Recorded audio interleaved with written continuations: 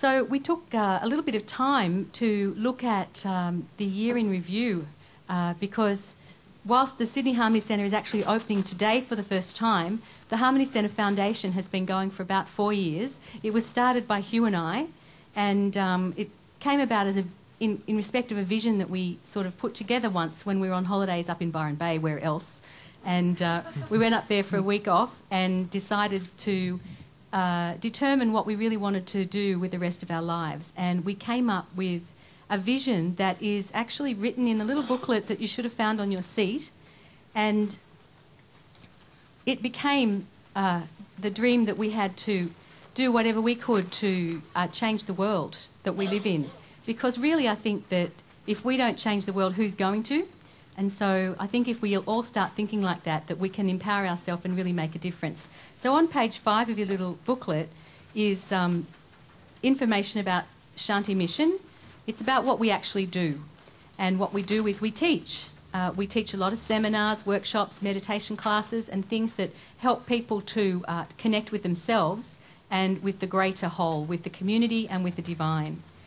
We teach people to anchor abundance, and we think that spirituality and abundance are actually not separate things, that they're the same thing, and that when we're rich in spirit, we often find that abundance will flow more easily to us, and we teach you in a Dimensions of Wealth program how it is that you can become really magnetic to wealth as a spiritual aspirant. The next one we do is we help people understand each other. We talk about spiritual law. I've just written a book about spiritual law. My background, for those who don't know me, is that I practiced law as a barrister for 16 years, and my beloved is still a lawyer and practices in one of the large law firms in town. So we can't help ourselves. Law's got to come in somewhere.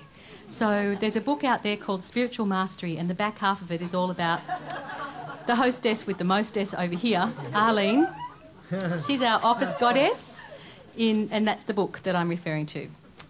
So if you read about that, there's about 12 spiritual laws. One of them has recently become very prominent because of the movie The Secret. Has anyone seen The Secret or heard about it? Well, that law, which was the law of attraction, is one of the 12 laws that's written about in this book.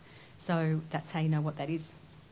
So we want to help people to become joyful about transforming our society into what we want, not what loud minority groups want, not what politicians tell us we want, but what we, the ordinary people of Australia, want. What is it we want? And so, pursuant to setting up Shanti Mission, we also decided that we wanted to have goals as to how we're going to do this stuff. So if you look on page 6 and 7, I'm not going to read it all because you can take these booklets home, is a lot of our goals that we've developed over the last few years about how we're going to bring about the vision that we see of the magnificence of a society that we're capable of creating, and that's the golden age. We're actually saying we don't want to settle for anything less than anchoring the golden age of peace, and we've got to start now because we don't get any younger, do we, each day? We get, well, some of us do. Yes. Because I keep not having birthdays above 42. I've had many 42nd birthdays, and so I can truly say I don't get a day older. In fact, my younger brother is now my older brother, so... But in any event, that's a bit of a tangent. So anyway, the goals, many goals, and they revolve largely around harmony centres and getting people together and starting to build community that's based on a commonality of wanting our world to be as magnificent as it can be.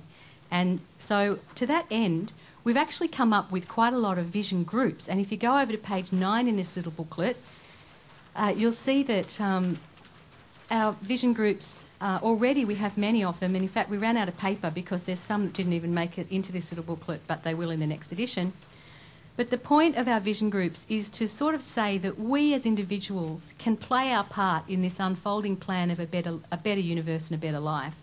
And on our fridge at the Harmony Centre up in Cooranbong, which was the first Harmony Centre, there's a sign, and the sign on our fridge says, "I used to wonder why someone didn't do something. And then I realised I'm someone." You see?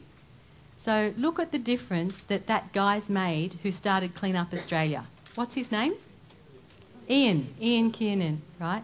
Look what difference he's made to the world. One man who just said, "I don't like this mess. Let's do something about it." And he started cleaning it up. Well, we think that there are many, many areas in our society where it doesn't take a corporation and millions of dollars to make small changes to head in the direction we want to go, instead of waiting for someone else to do it, instead of waiting for a government to do it. What we're saying here at the Harmony Centre is, let's us do it. Let's us get proactive. Now, when you understand the inner plane as well as the world of form is the physical world, and it's what most of us have grown up believing is normal. And I used to think that too, until I became clairvoyant, which was something I thought was abnormal and didn't believe in because I was a very rational lawyer. But when I studied with some incredible gurus in India and Bali and the Philippines, they gave me blessings, and those blessings actually activated my psychic centres. And much to my shock, I found myself developing clairvoyance, which is the ability to see into the inner world, clairaudience, which is the ability to hear what's going on in the inner world, and clairsentience, which is the ability to feel what's going on through my hands with the inner world. So these hands are registered weapons. No, they're not. But in any event, where was I? That's right, vision groups. And so when you can see on the inner plane, you realise that the first thing that has to happen for us to promote change isn't doing stuff. It's just firstly deciding what we're going to change. What do we want? And getting clear about that. And often the only way you find out what you want is because it comes so bloody obvious what you don't want. Who's had that situation in your life? What you don't want is very motivating. And so in each of our vision groups, our people get together, and up until now, and this process isn't finished yet, we're getting them to enunciate clearly and write down, what don't we want? And so we get big long lists of what don't we want. And generally that relates to what is. And then we say, okay, as people who are multidimensional, we have a mind that we can use, and we have a spirit that we can use. And so we teach people cleansing meditations, and there's a technique to this that's taught in our seminars, particularly in Ignite Your Spirit, and often practiced at our Sunday satsangs, which are open to the public. And what we do is we erase those thought forms, and by doing that, we're freeing the society up to move forward. Because if we erase the garbage that has been our inheritance of, stodgy thinking about how bad things are, if we wipe out those rotten old thought forms, then what we have is a void. And into that void, we can bring whatever we like as a concept. And so then we get to the second half of what the work is in our vision groups, and that is to actually start to create by sort of our own determination and vision and sense of what's possible, all the things we'd like to experience. And so that's what we then have big lists of, all the things we'd like to experience. And then we use Shakti, or spiritual energy, which is what I've learnt to do from studying with these amazing people in these other traditions. And the people that I've trained know how to do this. And they energise those beautiful new thoughts, and change is coming very rapidly in certain areas that we've started to get involved in. But when it's just a couple of people, like first it was just Hugh and I, and then it was Hugh and I and Sue, and that was 4 years ago. It was just really the three of us.